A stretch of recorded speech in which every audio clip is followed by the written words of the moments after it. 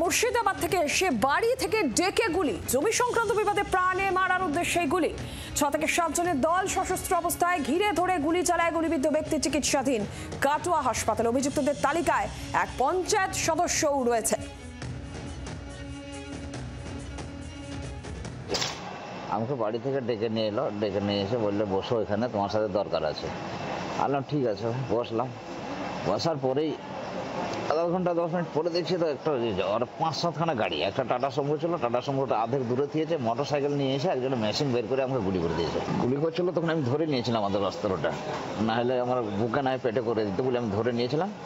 আর ধরার সঙ্গে ওরা আমাকে ফায়ার করে দেয়। ওই জমির ব্যাপার নিয়ে যে এখন মেরে দিলে এই জমিগুলো আমরা বিক্রি করতে পাবো, এসবগুলো আমাদের পয়সা হবে, এই ভেবে ওরা আমাকে মেরে দিয়েছিল।